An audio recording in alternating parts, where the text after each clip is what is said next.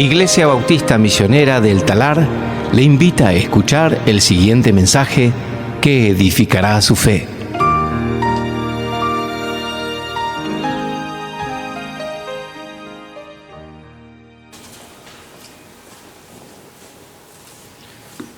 Vamos a tomar nuestras Biblias y abrir en Lucas capítulo 6. Lucas capítulo 6. Qué hermosa la música especial que escuchamos.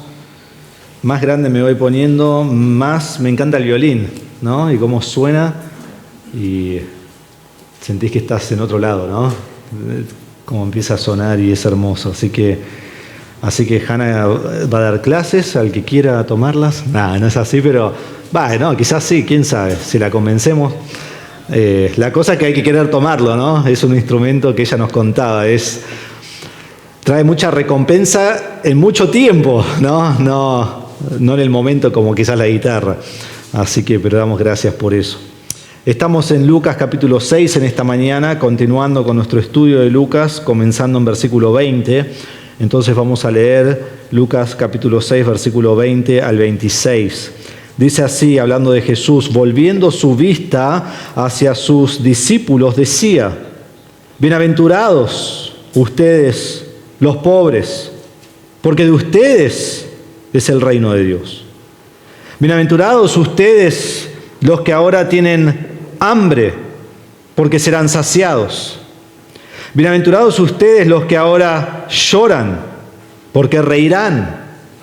Bienaventurados son ustedes cuando los hombres los aborrecen, cuando los apartan de sí, cuando los colman de insultos y desechan su nombre como malo por causa del Hijo del Hombre.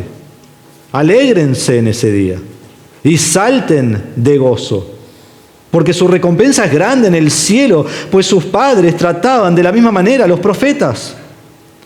Pero ay de ustedes, los ricos, porque ya están recibiendo todo su consuelo. Ay de ustedes los que ahora están saciados, porque tendrán hambre. Ay de ustedes los que ahora ríen, porque se lamentarán y llorarán. Ay de ustedes cuando todos los hombres hablen bien de ustedes, porque de la misma manera trataban sus padres a los falsos profetas. Vamos a orar. Padre, damos gracias por tu palabra. Damos gracias que tú nos has revelado tu palabra. Vivimos en un tiempo en la historia donde tenemos la palabra de Dios en la versión que nosotros querramos. ¡Qué bendición! Y tenemos la libertad de culto en nuestro país donde podemos venir abiertamente y proclamar la palabra. ¡Qué bendición! Y pedimos, Señor, que tú nos hables a través de ella, que la amemos, que la apreciemos, que la pongamos en alto, porque es por ella que podemos conocerte a ti y adorarte a ti. Entonces pedimos, Señor, que nos bendigas en este tiempo y que tu palabra traiga convicción a nuestro corazón y que esa convicción nos lleve a cambiar y ser diferentes, transformados por el Espíritu Santo para vivir para ti. Lo pedimos en el nombre de Jesús. Amén. Aquí en versículo 20 nos encontramos con el mensaje de Jesús. El mensaje de Jesús, hemos visto en los versículos anteriores, 17 al 19, que Jesús ha estado sanando todo el día, Jesús ha estado echando fuera demonios, pero la gente había venido con 3 propósitos, ¿recuerdan? Y el primero de esos, el versículo 18, dice que habían venido para oír a Jesús. Para oír a Jesús.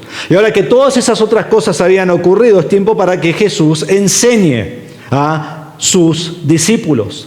Entonces comienza a enseñar en el lugar llano y todas las multitudes están oyendo, porque nos dice que todo el pueblo oía.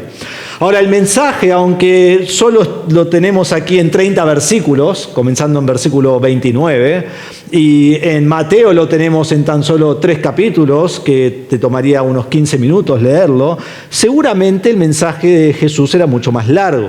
Seguramente el mensaje de Jesús no fue de minutos, sino de horas. Y las diferencias entre Mateo y Lucas muestran que ninguno de los dos dijo todo lo que Jesús dijo ese día. Por ejemplo, Mateo habla de 9 bienaventuranzas. Y decimos, Menos mal que en Lucas no está, no porque no terminamos más. Pero Mateo habla de 9. ¿Y Lucas qué hace? Solo menciona 4. Pero luego de mencionar 4, él lo compara con 4 juicios, la cual Mateo no hace. Entonces, tanto Mateo como Lucas están tomando distintas cosas de lo que Jesús enseñó. Entonces, habrá sido un mensaje largo. Y me viene a la mente el versículo que termina Juan su evangelio, ¿no? Donde dice, y también muchas otras cosas hizo Jesús, las cuales si se escribieran en detalle, no entrarían en todos los libros del mundo, ¿no? Entonces, no tenemos todo el mensaje de todos los mensajes que Jesús predica. Pero comienza este mensaje y comienza con un contraste, como vimos la semana pasada, entre el bienaventurado y el condenado, entre el creyente y el inconverso. Y estaba pensando en esta semana, pero Dios no bendice a todos. ¿No son todos benditos por Dios? ¿Por qué en estas categorías? ¿Por qué bienaventurado por un lado y juicio por el otro? La bendición no cae tanto sobre el justo como el injusto, por el creyente como el malvado. Dios no bendice a todos por igual. Mateo 25:45 nos dice que Dios hace salir el sol sobre buenos y malos. Sí. El Salmo 145:8 dice, clemente y compasivo es el Señor, lento para la ira, grande en misericordia. El Señor es bueno para con todos, y su compasión sobre todas sus obras. ¿Con quién es bueno Jehová? Con todos. En Hechos 14, 16 y 17 se ve aún más fuerte este punto. Dice, en las generaciones pasadas, Él, Dios, permitió que todas las naciones siguieran sus propios caminos. Y sin embargo, no dejó de dar testimonio de Él mismo, haciendo bien y dándoles lluvias del cielo y estaciones fructíferas, llenando sus corazones de sustento y de alegría. Dios permitió que cada uno hiciera lo que quiera. Y mientras lo están haciendo, Dios los está bendiciendo de manera que ninguno merece. Entonces la bendición cae sobre todos. Y todos pueden ver el poder de Dios. Y todos pueden ver la creación de Dios. Y todos pueden disfrutar de la bendición de Dios. Porque su gracia se extiende a todos. Y esta bendición y este favor, lo que se llama es gracia común. Dios es bueno para con todos. Esto le ha dado a toda persona que llega a este planeta Tierra y nace, tiene todas estas bendiciones que Dios le da. Es para todos los hombres. Pero lo que habla Lucas aquí en capítulo 6, versículo 20, no es gracia común, sino gracia especial. Gracia especial. Es la bendición para creyentes y solo para creyentes. Es la bendición para aquellos que por medio de la gracia de Dios han llegado a la salvación por medio de Cristo Jesús.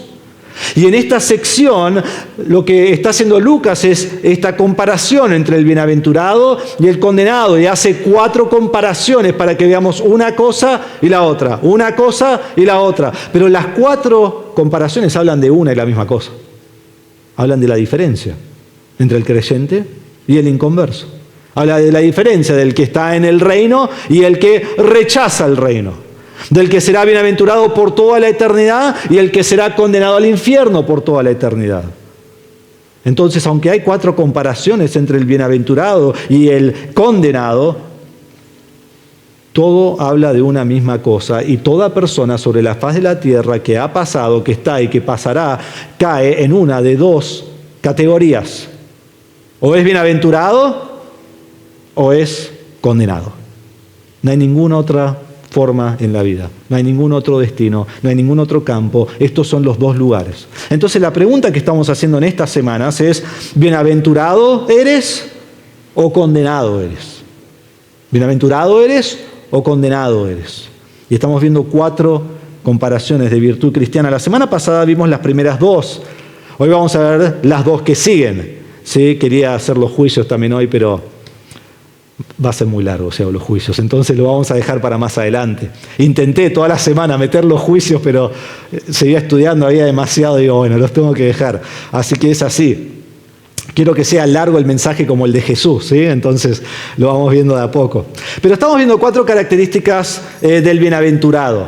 Y en versículo 20, la primera bienaventuranza dice, bienaventurados ustedes los pobres, los tokos es la palabra griega. El pobre en espíritu, nos dice Mateo 5:3, que nos ayuda a interpretar esto en el Sermón del Monte.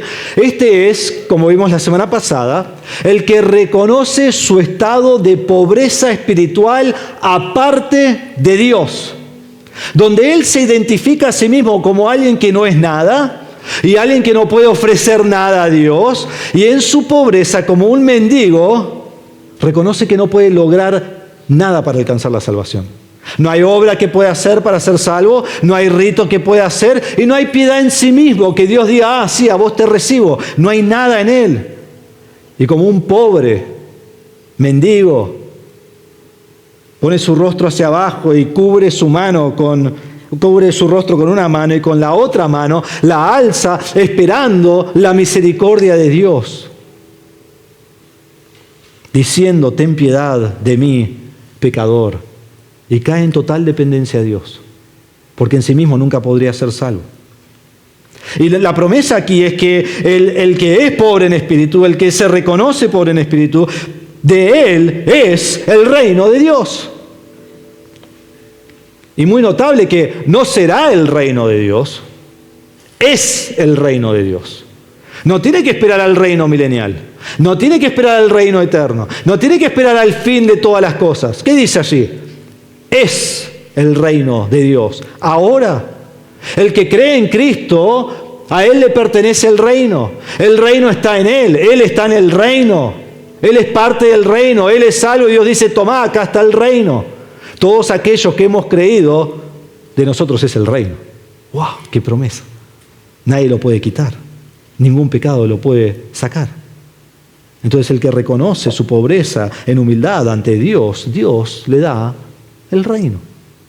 Segunda bienaventuranza que vimos está en versículo 21. Dice, bienaventurados ustedes los que ahora tienen hambre. Esta persona que va junto con la persona del versículo 20 ha examinado su estado de pobreza espiritual, se ha humillado ante Dios y comienza a ver su vacío y empieza a examinar quién es él ante Dios, y él quiere tener la rectitud de Dios, tiene hambre por su rectitud, pero no hay nada en sí mismo, o sea, no tiene rectitud, no hay nada que él pueda hacer para ser aceptable ante Dios, para que Dios lo tome, para que tenga favor ante Dios. Y no puede estar ante Dios por toda su pecaminosidad.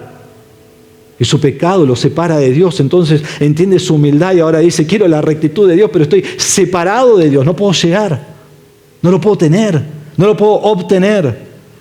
Y Mateo 5:6 nos ayuda nuevamente porque dice, los que tienen hambre y sed de la justicia de Dios, de la rectitud de Dios. Entonces el único anhelo de su vida es la rectitud de Dios a su cuenta, porque no hay rectitud en sí mismo que lo haga estar bien ante Dios. Y esto se logra en la salvación, porque cuando Cristo va a la cruz, Dios pone todos los pecados de la humanidad sobre Él, y Él muere por los pecados del mundo. Y luego cuando yo reconozco mi pecado y creo en Cristo como mi Salvador, Dios pone toda la rectitud de Cristo sobre mí. ¿Y cómo entro yo al cielo? Nada por nada que yo haya hecho, pero por lo que Cristo hace en mí. Y cuando Dios me ve a mí, ve a Cristo y su rectitud y dice, pasa, el cielo es tuyo. Y esta persona dice que tiene hambre por la rectitud de Dios, hambre por la justicia de Cristo. ¿Y la promesa? Porque serán saciados. Esta persona será saciada. Esta persona recibirá la justicia de Dios. Esta persona recibirá la vida eterna. Esto es como lo que dice Jesús en Juan 6:35. Yo soy el pan de vida, y el que viene a mí no tendrá hambre, y el que cree en mí nunca tendrá sed. Entonces tiene un hambre por la justicia de Dios, y Dios sacia su hambre dándole rectitud. Pero esto no termina cuando nosotros somos salvos, sino que al conocer al Señor, eso produce más hambre. ¿Recuerdan que lo vimos? Que lo ilustré con comida, que es una de mis cosas favoritas. Y más hambre tiene, más es saciado. Y más es saciado, más desea. Y más desea, y más hambre tiene, más es saciado. Y es un ciclo que continúa. Y Dios va saciando, y Dios va creciendo nuestra fe. La Biblia dice, este es bienaventurado. La Biblia dice, este es favorecido. este es privilegiado, este es bendecido, este es doblemente bendito, este es doblemente feliz. El que viene pobre en espíritu, el que viene en humildad, el que viene pidiendo con hambre la rectitud de Dios, doblemente feliz. Esa es la verdadera felicidad, que no depende de las circunstancias. Entonces allí vimos los primeros dos. Vemos la tercera bienaventuranza, que está también en versículo 21, y dice: bienaventurados ustedes los que ahora lloran. Bienaventurados ustedes los que ahora lloran. Y quizás algunos de ustedes piensan: qué bueno, pastor, porque yo lloro todo el tiempo. Yo lloro todo el tiempo. Esto es una gran alegría. Le dije a mi marido, a mi esposa: bueno, lloro todo el tiempo, mirá lo espiritual que soy. Y ahora el pastor lo está leyendo: bienaventurados los que lloran. Y el marido de la esposa está como: ahora va a llorar más todavía, ¿no? No queremos que llore. Obviamente no está hablando de eso. Y no habla de uno que no puede reírse, ¿eh? Y no habla de que siempre tenemos que estar serios y mal y enojados, y no, que nadie se ría, porque acá dice: bienaventurados los que lloran. Y después más adelante, en versículo 25, va a decir: ay de ustedes los que ahora ríen. ¿Ves? Juicio a los que ríen. Estamos en el horno, no nos conviene. Pero no es así, porque debemos tener alegría y gozo y contentamiento y felicidad y risa. En el Proverbios 17, 22 dice: el corazón alegre es buena medicina. Es buena medicina. Pero el espíritu quebrantado seca los huesos. Entonces debemos estar alegres. Pero cuando pensamos en esta vida, realmente la vida trae mucha tristeza, ¿no es así? Estamos en un mundo caído en pecado, y un mundo de gran tristeza y gran lamento y gran llanto. Quizás como creyentes tenemos tristeza por aquellos que no conocen al Señor y están rumbo al infierno. Entonces tenemos tristeza por padres nuestros que no conocen al Señor. Tenemos tristeza por quizás hijos que rechazan al Señor. Tenemos tristeza quizás por cónyuges que se resisten al Señor. Y nuestro corazón desfallece. Y esto trae gran lamento. Y esto trae gran tristeza. Y esto trae llanto y lágrimas. Pero no solo eso, a veces también tenemos tristeza por las miserias de la vida. Y las miserias de la vida nos hunden en este llanto ante Dios, y vemos las injusticias de la vida, y hay accidentes que llevan a seres queridos a la muerte, y donde nosotros vivimos inundaciones y tormentas y diluvios que vemos una o dos cada año. O tristeza por el abuso de niños, o el abuso y golpes a mujeres, o el adulterio, o la fornicación, o el asesinato, o el divorcio, o la tristeza por uno ser rechazado y tiene miedo de ser rechazado y le trae tristeza, o la tristeza de estar en soledad. Hay mucha tristeza en esta vida. Y la tristeza de la pérdida de seres queridos. Como cuando vienen los hermanos de José y le dicen a Jacob: tu hijo fue despedazado y él está en gran agonía. Y el texto nos dice que rasgó sus vestidos, puso cilicio sobre sus lomos y estuvo de duelo por muchos días. Tuvo gran agonía, tristeza. Y esta tristeza y este llanto, este llorar, tiene que ver con gemir con dolor y gemir con aflicción. Un sufrimiento en extremo, no es cualquier sufrimiento. Es de lo más profundo que hay, de lo más difícil que hay. Y esta vida produce todo tipo de tristeza. Habiendo dicho eso, que es verdad todo lo que dije, no es de lo que habla acá. ¿Sí? No es de lo que habla acá. Porque los que están tristes por todas estas cosas, menos quizás la primera, que es alguien salvo que está triste por eso, pero los que están tristes por todas estas cosas, igual van a la condenación eterna. Aunque estén tristes por las injusticias de la vida, igual van al infierno. No cambia su estado espiritual. Igual sufrirán. Y no se reirán. Y es más, no solo que no se reirán, pero su pena en el infierno será peor que la de hoy. Y más grande. Esto aquí es una tristeza espiritual, va dentro del mismo contexto que estamos hablando en versículos 20 y el principio de 21. Una tristeza espiritual por el pecado. Es el lamento de ver mis propias obras pecaminosas. ¿Recuerdan cuando Pedro dijo a todos los judíos en el día de Pentecostés, ustedes crucificaron al Señor Jesucristo? ¿Y cuál fue la respuesta del pueblo? Conmovidos en espíritu, dijeron, ¿qué haremos? ¿Qué haremos? ¿Matamos al Mesías? Es esa clase de tristeza. Es la tristeza de examinarte a ti mismo y ver que en ti no hay nada bueno. Entonces seguimos los pasos de acá. Veo en mí mismo una pobreza espiritual, que no puedo hacer nada ante Dios. Caigo en humildad ante Él y digo, ten piedad de mí, pecador. Y cuando miro más profundamente, tengo un hambre por la rectitud de Dios, porque no hay rectitud en mí mismo. No puedo ser justo ante Dios. Y entonces esto me lleva a llorar, a tener tristeza por mi pecado. Porque en mí hay una incapacidad total de acercarme a Dios. No me puedo acercar a Él.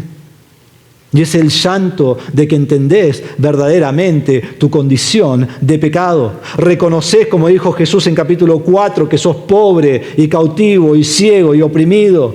Y estás en aflicción y en pena y en dolor por tu pecado.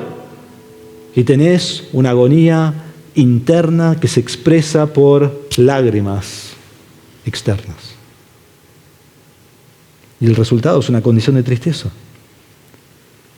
Porque estás llevando una carga sobre ti que va, como el progreso del peregrino, ¿no? Que va creciendo y creciendo y creciendo y creciendo. ¿Hasta qué? Hasta que el Señor lo salva. Hasta que conoce a Cristo. Esto es lo que sucede aquí. Entonces llorás por tu total incapacidad de poder presentarte ante Dios.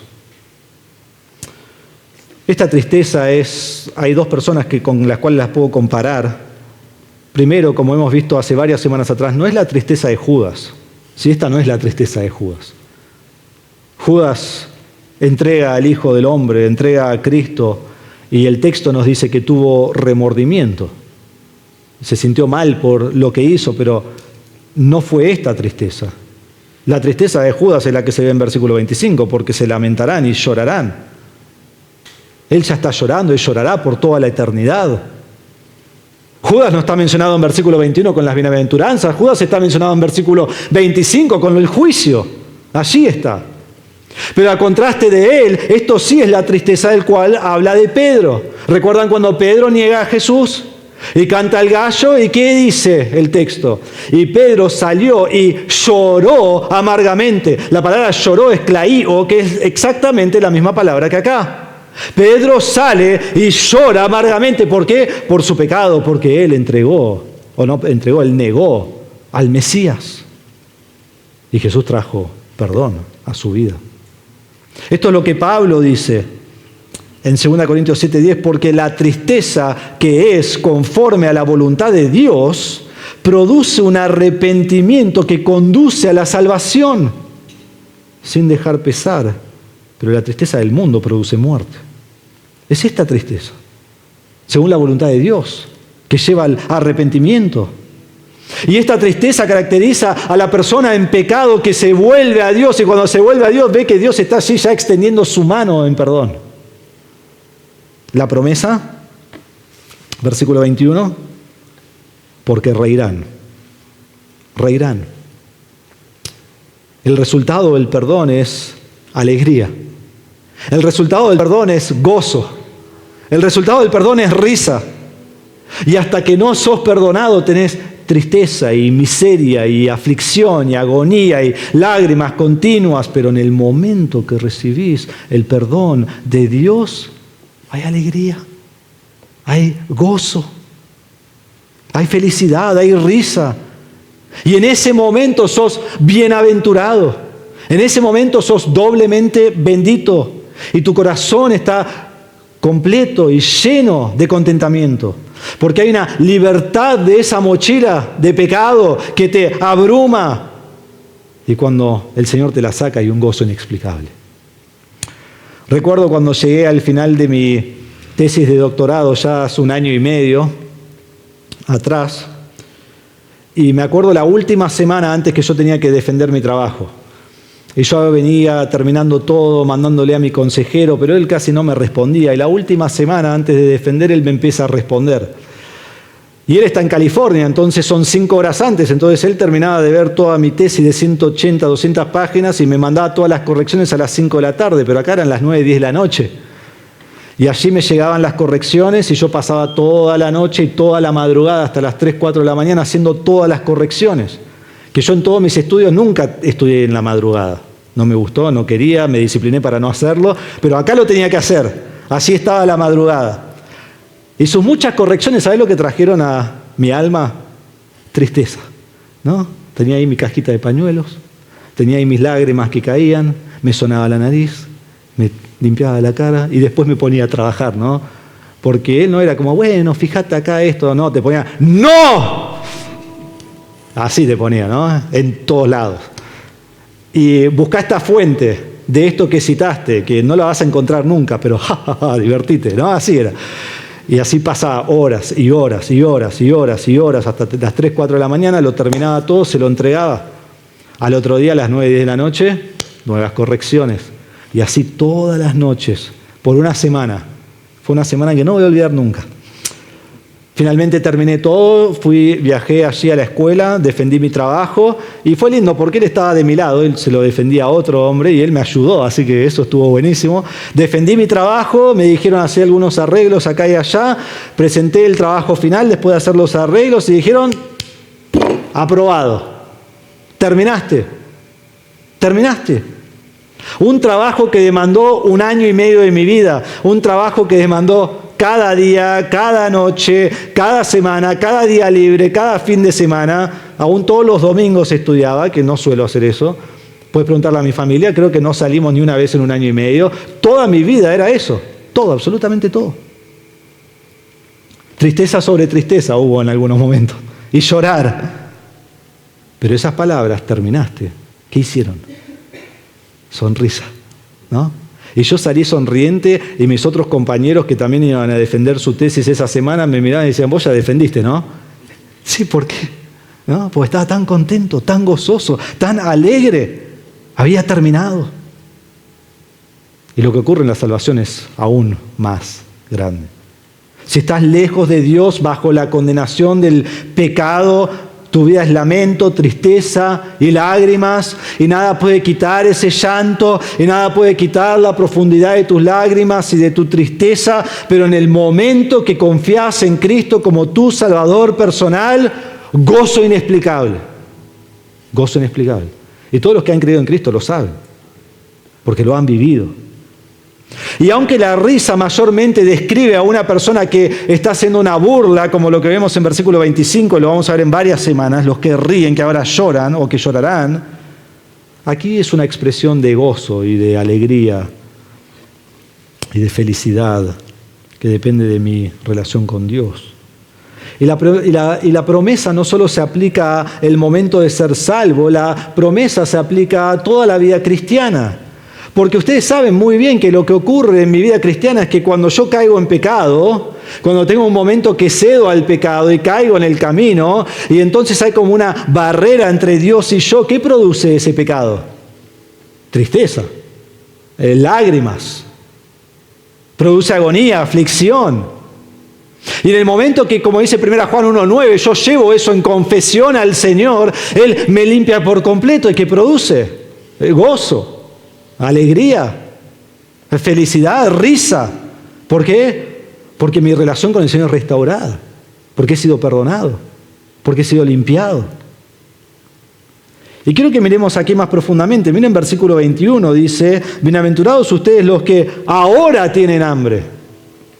Y miren lo que dice versículo 22. Bienaventurados ustedes los que ahora lloran. Ahora están llorando. El que continuamente está llorando por el pecado en su vida, ese continuamente reirá. Ese continuamente tendrá gozo. Mateo 5:3 dice que ese continuamente será consolado. Esto traerá alegría y júbilo y ánimo, porque el Señor ha tomado su pecado y le ha dado consuelo. Qué hermoso. ¿Vos lamentás tu pecado? ¿Lamentás tu pecado? ¿Llorás por tu pecado? ¿Te lleva al arrepentimiento? Bienaventurado eres. Bienaventurado eres. Hermanos, el pecado debe causarnos dolor, debe causarnos angustia y aflicción, debe causar tristeza y llanto, y debe guiarnos al arrepentimiento. Lloro y tristeza que no me lleva al arrepentimiento no es de lo que habla acá. Esto es lloro y tristeza que me lleva al arrepentimiento. La bendición no está en llorar. La bendición está en el consuelo que Dios trae cuando ese llorar me lleva al arrepentimiento. Es el consuelo de Dios. Y hay una promesa de gozo continuo cuando yo estoy llorando continuamente por mi pecado. Y este gozo se comienza a ver en todos los aspectos de mi vida. Entonces, antes la respuesta a mis circunstancias era pesimismo y calamidad, y mi mundo se colapsaba y yo construía mi casa sobre la arena, y cuando venía la tormenta, se llevaba todo. Y grande era mi ruina, grande era mi caída. Pero ahora me regocijo en el Señor siempre. Ahora aprendo a contentarme cual sea que sea mi circunstancia. Ahora no temo lo que me pueda hacer el hombre porque Dios está en control de mi alma. Bienaventurado eres. Pero esta promesa no solo tiene que ver con la salvación y mi vida cristiana hoy, pero esta promesa me lleva al futuro, a la eternidad, a la eternidad. Los que ahora lloran, reirán, apunta a un día donde Dios limpiará toda lágrima en el cielo. En Apocalipsis 21:4 dice, Él, Dios, enjugará toda lágrima de sus ojos. Y ya no habrá muerte, ni habrá más duelo, ni clamor, ni dolor, porque las primeras cosas han pasado. Todas estas cosas son resultado del pecado. Allí ya no hay pecado. Somos bienaventurados, porque un día Cristo limpiará todas nuestras lágrimas. Y así estaremos con gozo y alegría por toda la eternidad. Entonces nos da esperanza al futuro. Apocalipsis 7:17 dice, pues el Cordero que está en medio del trono los pastoreará y los guiará a manantiales de aguas de vida, y Dios enjugará toda lágrima de sus ojos. 2 veces en Apocalipsis nos dice que Dios se ocupará de nuestras tristezas. Bienaventurados ustedes los que ahora lloran, porque reirán. Y la última bienaventuranza está en versículos 22 y 23. Bienaventurados son ustedes cuando los hombres los aborrecen, cuando los apartan de sí, cuando los colman de insultos y desechan su nombre como malo, por causa del Hijo del Hombre. Alégrense en ese día y salten de gozo, porque su recompensa es grande en el cielo, pues sus padres trataban de la misma manera a los profetas. La última bienaventuranza está aquí. Bienaventurados los que sufren persecución. Bienaventurados los que sufren persecución. Y quizás decimos, bueno, pastor, esto ya es demasiado. Es demasiado. Bienaventurado el que es perseguido.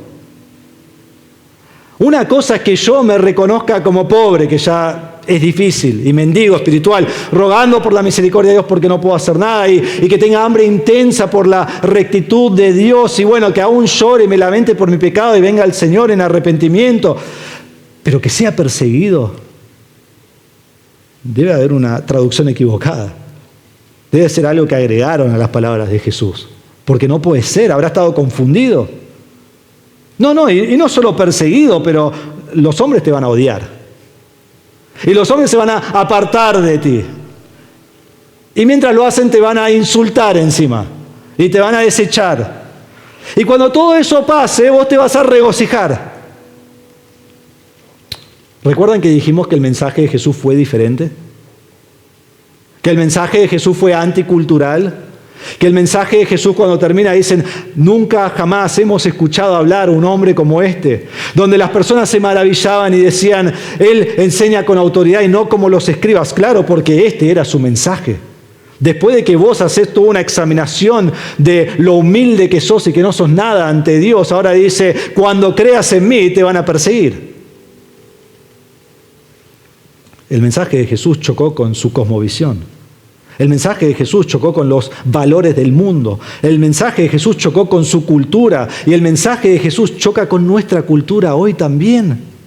Hoy el mundo dice, venía el Señor y tendrás, ¿lo han escuchado? Salud, riqueza y prosperidad. ¿Qué dice Jesús? Eso no lo dice Jesús. Venía el Señor y tendrás persecución. Persecución.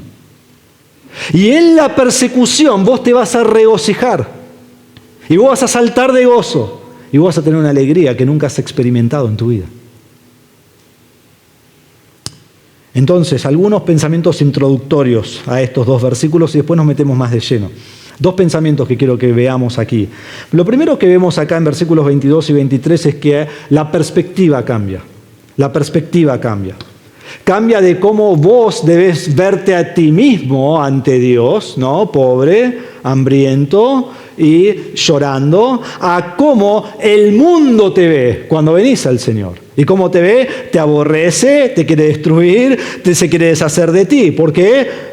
Porque el mundo es enemigo de Dios, porque el mundo está en contra de Dios, porque el mundo es el adversario de Dios, no quiere tener nada en común con Dios.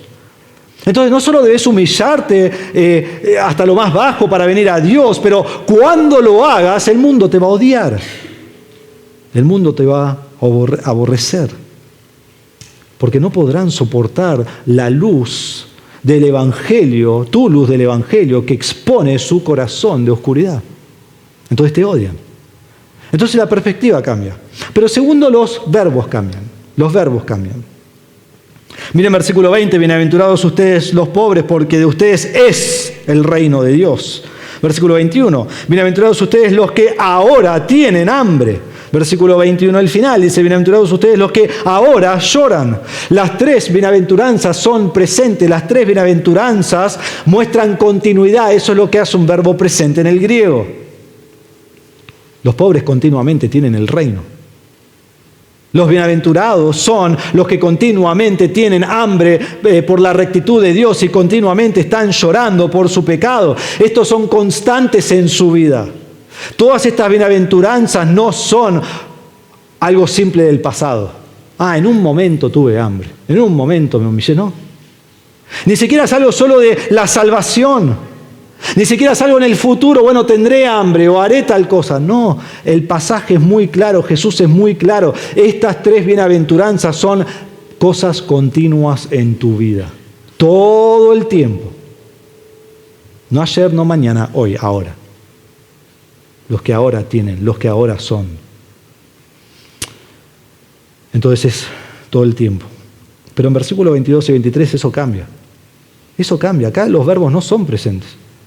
Acá los verbos no son continuos. Y déjenme decir que sí hay uno, el primero, bienaventurados son.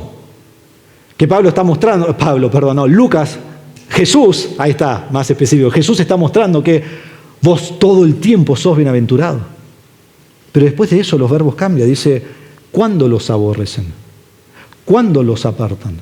Y colman de insultos y desechen su nombre. Y hay dos claves para poder entender que esto no es algo que va a ocurrir todo el tiempo, esto es que vos sos bienaventurado todo el tiempo y cuando estas cosas ocurran, en algún momento van a ocurrir.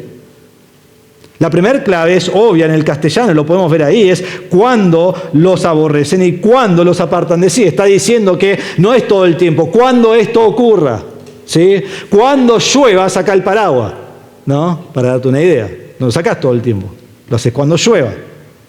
Pero segundo, los verbos aquí ya no son más presentes, son lo que se llama en griego un auristo subjuntivo. Un subjuntivo sabemos lo que es, ¿no? Es una probabilidad, es algo que pudiera pasar. Y en griego un auristo muestra algo que pasa en un tiempo indefinido. Entonces en algún momento esto pudiera pasar. Y cuando esto pasara, vos sabés que siempre sos bienaventurado. Entonces, ¿qué es lo que está diciendo? Lo que está diciendo es que no siempre estarás bajo persecución. No siempre estarás bajo persecución. No siempre será tu situación. Entonces si vos decís, no, todos me atacan todo el tiempo, yo vivo 100% del día, 24 horas por día, 7 días por semana bajo persecución. No, la Biblia afirma que eso no es el caso. No es el caso. Ni siquiera Jesús estuvo siempre bajo persecución. Hubo persecución y hubo momentos que no fue perseguido. Los apóstoles, cuando comienza la iglesia hay mucha persecución, pero después de que es salvo Pablo, En Hechos 9 dice, entre tanto la iglesia gozaba de paz por toda Judea, Galilea y Samaria, y era edificada, y andando en el temor del Señor y en la fortaleza del Espíritu Santo seguía creciendo. Aún en el primer siglo hubo momentos de paz, de paz. Entonces no serás perseguido cada momento de tu vida, pero cuando ocurra, recordá, bienaventurado sos. Bienaventurado sos, todo el tiempo. Y cuando esto ocurre, Jesús nos da dos mandatos: alegrate y saltá de gozo. Tampoco son mandatos continuos. ¿Por qué? Porque esta alegría y este saltar de gozo ocurre cuando soy perseguido. Entonces, en los momentos que sos perseguido, en esos momentos, alegrate y gozate, ¿sí? Y no todo el tiempo. Podríamos, sí, yo me estoy gozando todo el tiempo, sí, pero nadie te está persiguiendo. Entonces, habiendo visto estos temas introductorios, vamos más de lleno al pasaje, al versículo 22, la bienaventuranza. Bienaventurados son ustedes, ustedes son bendecidos, son doblemente bendecidos, son favorecidos, son doblemente felices cuando reciban toda clase de odio. ¿Entendés por qué este contentamiento, esta bienaventuranza no tiene que ver con tus circunstancias? Porque estas son las peores de circunstancias. Si vos preguntás por el mundo cuál es el propósito de tu vida, la mayoría te va a decir una cosa: ser feliz. Ser feliz. Pero nadie diría que esto es ser feliz. Le diría, bueno, ¿para qué te leo un versículo? No quieren esto. Nadie enseñaría esto. Este es el camino al contentamiento. Estarías loco en escoger persecución. Y Jesús dice, bienaventurados sos cuando vengan las dificultades más grandes por causa de mi nombre, sos bienaventurado. Entonces vemos aquí las persecuciones. Lo primero que vemos es que cuando los hombres los aborrezcan, cuando los hombres los detesten, cuando ante sus ojos vos seas una abominación, cuando los veas y ves el odio que tienen en sus ojos y el humo que sale de sus oídos, y cuando nunca más te quieran ver y si te ven te quieren hacer mal o destruirte o matarte. Y hermanos, Jesús prometió que sería así. A los discípulos les dijo en Mateo 10 que los entregarían a tribunales, que los azotarían en las sinagogas, que serían llevados ante los gobernadores, que el hermano entregará a la muerte al hermano y el padre al hijo, y los hijos se levantarán contra los padres y les causarán la muerte y serán odiados de todos por causa de mi nombre. Pero el que persevera hasta el fin, ese será salvo. Jesús dijo en Juan capítulo 15, si el mundo los odia, sepan que me han odiado a mí antes que a ustedes. Si ustedes fueran del mundo, el mundo amaría lo suyo. Pero como no son del mundo, sino que yo los escogí de entre el mundo, por eso el mundo los odia. Y odiaron a los 12. Y hemos visto que mataron a los 12. Los 12 son llevados a la muerte como mártires, menos Judas, que rechazó al Señor, pero al que pusieron en su lugar Matías, él fue llevado a la muerte. Y Juan murió en su vejez, pero él fue exiliado por años a la isla de Patmos. Estos hombres fueron golpeados y azotados y lastimados y encarcelados.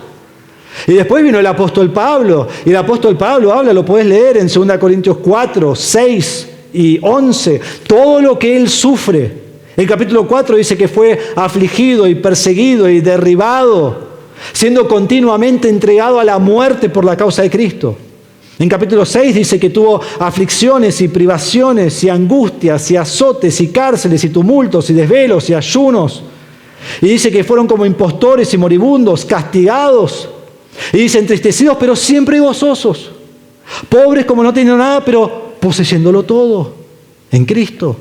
En 2 Corintios 11 dice que tuvo azotes sin número, peligros de muerte, golpeados con varas, apedreados en peligros de ríos, peligros de salteadores, de los judíos, de los gentiles, en la ciudad, en el desierto, en el mar, entre falsos hermanos, con hambre, con sed, sin comida, sin ropa.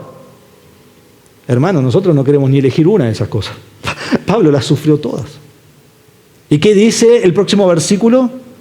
2 Corintios 11:30, si tengo que gloriarme, me gloriaré en cuanto a mi debilidad. Porque ahí es cuando confía en el Señor. Cuando los aborrezcan, recuerden, son bienaventurados. Entonces te pregunto, ¿quién te aborrece? ¿Quién te aborrece? Porque alguien te tiene que aborrecer. ¿Tu hijo te aborrece? ¿Tu hija te aborrece? Quizás al revés. ¿Tu padre y tu madre te aborrecen porque conoces al Señor? ¿Tu hermano o tu hermana te aborrece? ¿Tu cónyuge te aborrece? Y la realidad es que en este salón todas esas relaciones están representadas. Todos ustedes, uno u otro, tiene familia inconversa y los aborrecen por causa de Cristo. Dios dice, sos bienaventurado, sos bienaventurado. Pero si amás más a tu familia que a Dios, ya no sos bienaventurado. Mateo 10:35, Jesús dice, porque vine a poner al hombre contra su padre, a la hija contra su madre, a la nuera contra su suegra, y los enemigos del hombre serán los de su misma casa.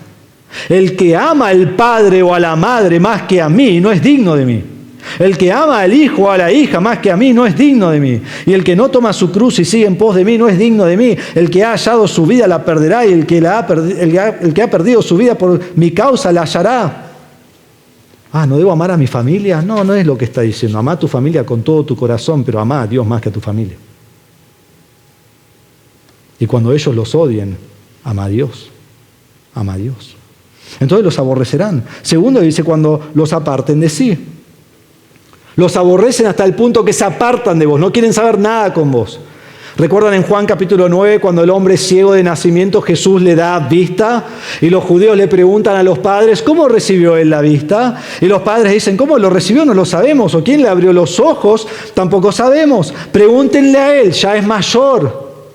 Él puede hablar por sí mismo. Sus padres dijeron esto porque tenían miedo a los judíos, porque los judíos ya se habían puesto de acuerdo en que si alguien confesaba que Jesús era el Cristo, fuera expulsado de la sinagoga. ¿Qué hicieron los padres? En vez de defender al hijo y decir, el Mesías le abrió los ojos, dijeron, pregúntale a él, nosotros no tenemos nada que ver con él. Pregúntale a él. ¿Cómo ve? No sé, pregúntale. ¿Por qué? Porque temían a los hombres. Porque no querían ser excomulgados de la sinagoga, porque amaban más toda esa religión que a Dios. Entonces apartan de su hijo. Este término en el Antiguo Testamento se usó para separarse de aquello que era inmundo, específicamente separarse de aquello del leproso, de la lepra. Entonces, ¿qué hacían? Se apartaban de él, lo ponían en un campamento aparte, fuera del campamento. Y cuando vos sos salvo, así se separa el mundo de vos. Vos sos el leproso para ellos. Y vos sos el inmundo. Y no te quieren cerca. Porque cuando vos llegás al Señor, Dios hace un cambio en tu vida, al punto que tus amigos y familiares y vecinos y compañeros del trabajo y quien sea que sea, no quieren que te acerques. No. Y te aborrecen y se separan de ti. ¿Por qué? Por causa de Cristo. Pero sigue, dice, los colman de insultos. También te insultan, te burlan, te injurian, te recriminan, se quejan contra vos. Y dicen, sí, vos sos tan cristianito, ¿no? Y vos sos tan cristianita. ¿Y por qué haces tal cosa? Yo vi que pecaste. Sí, pecaste. Anda al pastor y para que él vea lo que hiciste. O le estás hablando de algo y dice, sí, porque vos, el cristiano, siempre estás juzgando todo lo que hacen los demás. ¿Quién te crees que sos? Y se te ríen en la cara. Y te acusan. Y te injurian. Y se burlan. ¿Por qué? Porque vos amás a Cristo. Porque Cristo ha cambiado tu vida. Y tu vida cambiada expone la pecaminosidad del incrédulo.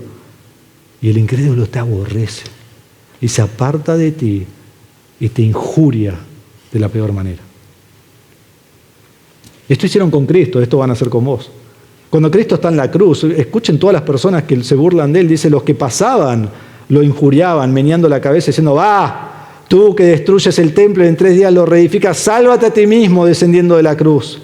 De igual manera también los principales sacerdotes junto con los escribas, burlándose de él entre ellos, decían, a otro salvó, él mismo no se puede salvar. Que este Cristo, el Rey de Israel, descienda ahora de la cruz para que veamos y creamos. Y los que estaban crucificados con Él también le insultaban. Todo el mundo está insultando a Jesús. Mientras Él está muriendo por sus pecados. ¿Esta es tu experiencia? Bienaventurado eres. Pedro dice en 1 Pedro 4:14, si ustedes son insultados por el nombre de Cristo, bienaventurados, macarios, dichosos son. Pues el Espíritu de gloria y de Dios reposa sobre ustedes. Ciertamente por ellos es blasfemado, pero por ustedes es glorificado. ¿Qué dice ahí? ¿Vos estás siendo insultado por el nombre de Cristo? Gloria a Dios. Benditos sos. El último, desechan su nombre como malo. Estos que te sacan, que te expulsan a la fuerza.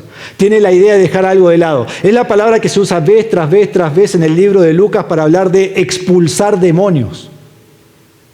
Te quieren sacar de inmediato. Te aborrecen al punto que te expulsan de todo. Te obligan a irte o de tu casa, o de tu trabajo, o de tu familia, o de juntadas o fiestas, porque no te quieren cerca. Porque no pueden soportar tenerte cerca. Y te echarán. Otra vez, porque tu fidelidad al Señor expone su pecaminosidad. Ahora debemos aclarar que estas persecuciones, estas no son las pruebas de la vida, ¿sí? Debemos entender eso, porque a veces decimos, sufro por el Señor, pero en realidad estás sufriendo por alguna pavada que te mandaste. No son las pruebas de la vida. No son las dificultades que nos asedian, las tribulaciones diarias, cotidianas, sea cual sea, y hay una tormenta y un árbol se cae arriba de tu auto, y dices, el Señor dijo que yo iba a sufrir, y acá estoy, creí, mirá, ahora no tengo auto, ¿qué más va a ser mañana? No está hablando de eso. Santiago 1 habla de eso, pero esto no está hablando de eso. Jesús está diciendo otra cosa.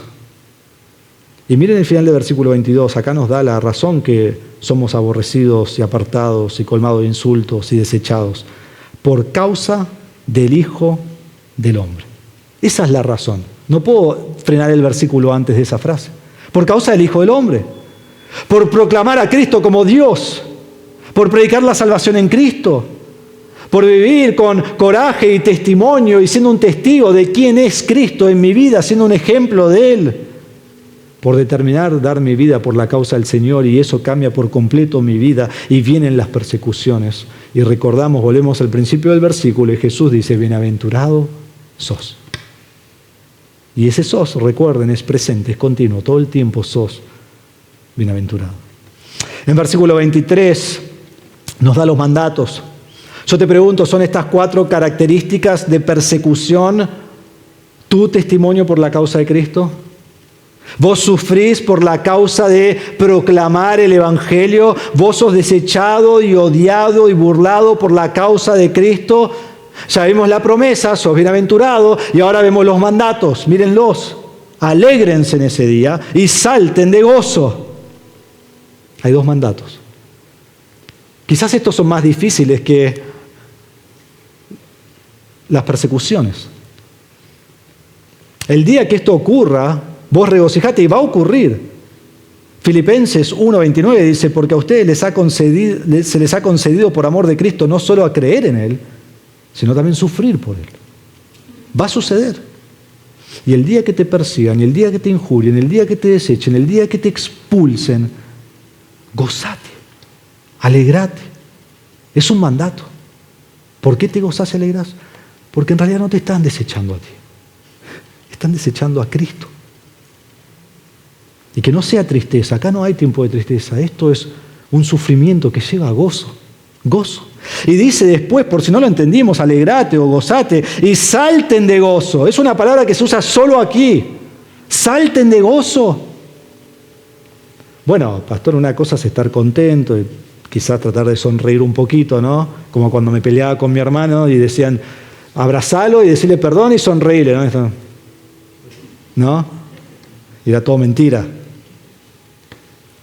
Pero saltar con gozo. Claro, ¿sabes cómo? Te lo explico así. El 18 de diciembre del 2022, Montiel va al arco a patear el penal. Y estás tenso. Y mete el gol. ¿Y qué pasó? No fue cualquier penal. Fue el Mundial. Que si tenés mi edad, la última vez que ganaron tenía 2 meses. Y saltaste de gozo. Algunos se abrazaron, algunos gritaron, algunos lloraron, algunos no podían decir nada, pero en su interior había un gozo por ser argentino como nunca. 2 años más tarde, Lautaro Martínez mete un gol, que termina a las 3 de la mañana, no sé cuándo terminó ese partido, pero estabas despierto y saltaste de gozo. Un gozo interno que prorrumpe en un salto. Eso es lo que está hablando acá. Y así lo podemos entender. Cuando los apóstoles son azotados y golpeados por el concilio, en Hechos 5:41 dice que salieron de la presencia del concilio regocijándose de que hubieran sido considerados dignos de sufrir afrenta por su nombre. Gozo. Cuando esto ocurra, alegrate y saltá de gozo. Entonces vemos en versículo 23, lo segundo es la recompensa. ¿Sos perseguido? Regocijate y saltá de gozo. ¿Por qué? Y si vos tenés la Biblia de las Américas que usamos nosotros en nuestra iglesia, la próxima palabra no está, ¿sí? Pero si tenés la Reina Valera o la Biblia de las Américas, nosotros usamos la nueva Biblia de las Américas, ¿no? Si tenés la Biblia de las Américas o la Reina Valera está. La próxima palabra es he aquí. Idú en el griego, he aquí. ¿Por qué saltás de gozo? ¿Por qué te regocijás? Porque he aquí. Miren, algo sorprendente. Les estoy por decir algo que les va a volar la mente. Presten atención a las próximas palabras. Aquí está el propósito de los mandatos. La razón que saltás de gozo en medio del sufrimiento, el Señor dice, es porque su recompensa es grande en el cielo. Entonces miremos esta frase. Su recompensa es grande en el cielo. Tu recompensa es grande en el cielo. Dios te va a recompensar a vos, personalmente, individualmente, porque has sufrido. No va a recompensar al de al lado por lo que vos sufriste, no te va a recompensar a vos por lo que él sufrió. Él va a recompensar a cada uno según lo que ha sufrido. Y no solo eso, pero dice, su recompensa es grande en el cielo. Hay un galardón para vos, hay un premio para vos. Y es el reconocimiento de Dios mismo que Él te va a dar a vos. Sufrís por el Señor y Dios te va a dar un premio, un trofeo, una recompensa. Algo que no puedes ni imaginar. Pero no solo dice eso, sino que su recompensa es ¿qué? Es grande. Es grande. ¿Cuán grande es la recompensa? La palabra aquí es polus, que Lucas ha usado 2 veces en solo unos versículos antes. Mírenlo, versículo 17. Dice que Jesús descendió con ellos y se detuvo en un lugar llano y había una gran multitud de sus discípulos. Polus, incontable. Y no solo eso, y una gran muchedumbre del pueblo que vinieron de toda la nación y del norte. Polus, de nuevo. Personas incontables, muchedumbres incontables, multitudes que los ojos no pueden terminar de ver. Y aquí Jesús dice, tu recompensa es polus, tu recompensa es grande, tu recompensa es sin medida, tu recompensa es gigante, tu recompensa es una por la cual vale la pena dar tu vida. Pero la frase no termina ahí. Su recompensa es grande, ¿dónde? En el cielo. En el cielo. La recompensa no es terrenal y limitada, la recompensa es celestial y eterna. La recompensa no es en el presente para ser vista, la recompensa es en el futuro para ser disfrutada. La recompensa no es en el ya y ahora, sino que yo vivo para el entonces y para siempre. Porque la recompensa es eterna, nunca se va a acabar.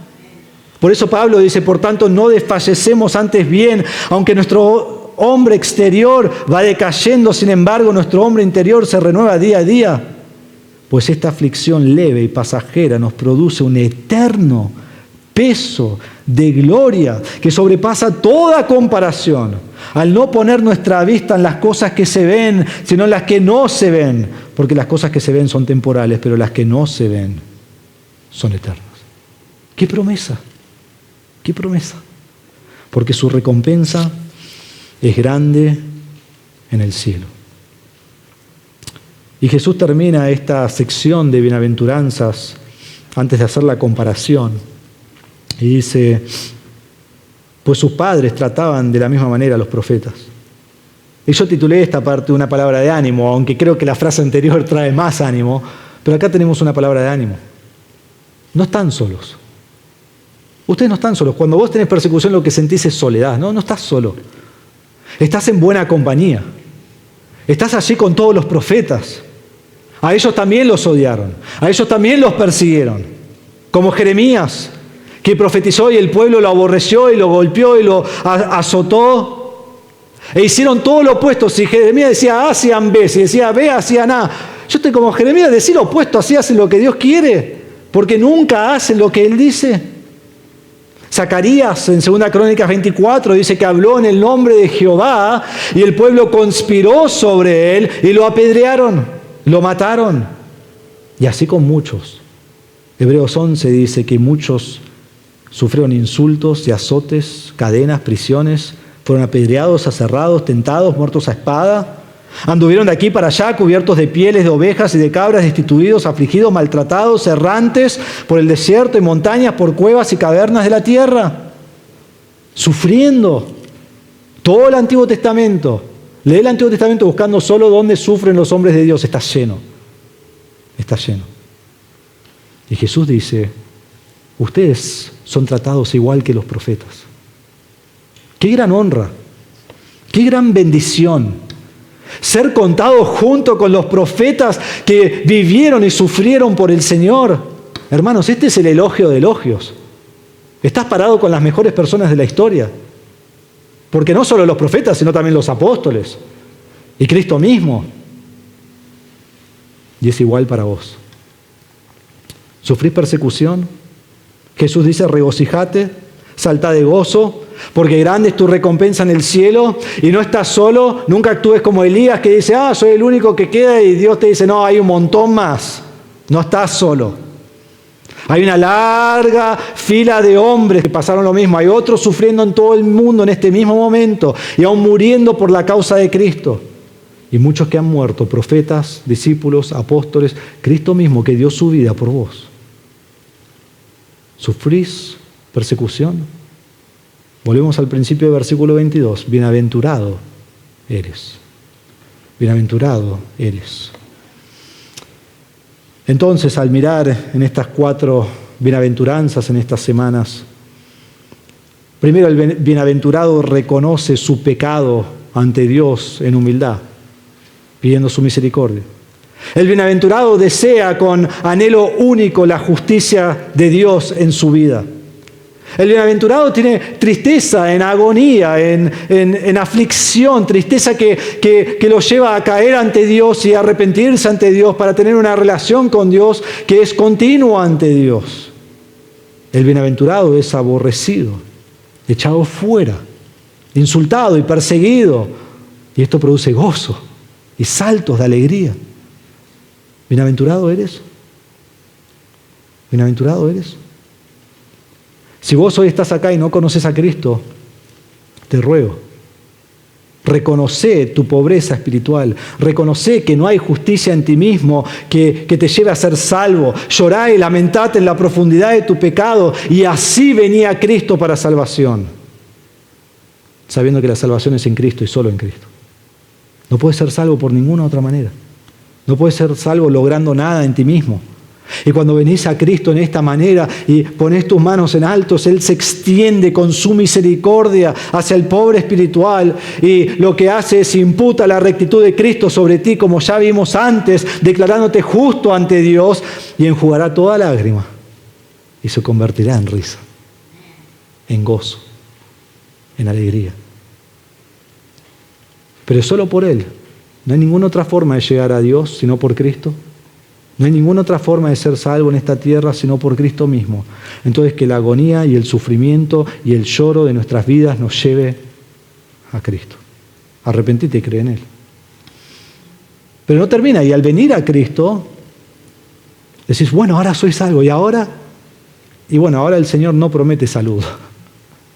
y no promete riqueza, y no promete prosperidad. No en esta vida, no en esta vida, porque en el reino sí. Vos sabés que en el reino vas a tener perfecta salud. Vos sabés que en el reino vas a caminar sobre calles de oro y ni te va a importar, vas a ser tan rico que ni lo vas a querer mirar. Vas a ser tan próspero en Cristo que va a ser increíble, no lo podemos ni imaginar. Pero en esta vida, por un poco de tiempo, persecución. Persecución. Entonces, ¿por qué venir al Señor si lo que me ofrece es persecución? Esto es hermoso porque ser perseguido es la marca de la salvación en Cristo. Ser perseguido es la marca de tu fidelidad a Cristo. Ser perseguido es el camino del bienaventurado. Bienaventurado sos cuando sos perseguido. Ser perseguido es causa de gozo y saltos de alegría. Ser perseguido tendrá su recompensa en la eternidad y por toda la eternidad. ¿Bienaventurado eres? ¿Has sido salvo por Cristo? Entonces, ¿vivís de la forma en la cual llegaste a Cristo? ¿En la manera que llegaste a Cristo? Ahora, como creyente, debes vivir cada día en humildad ante Dios, sabiendo que no había nada en ti mismo antes de ser salvo, y todavía no hay nada en ti mismo. Viene de Dios. Y entonces viví buscando hambrientamente el deseo de la justicia y la rectitud de Cristo, porque todavía no hay rectitud en ti mismo. Viene de Dios.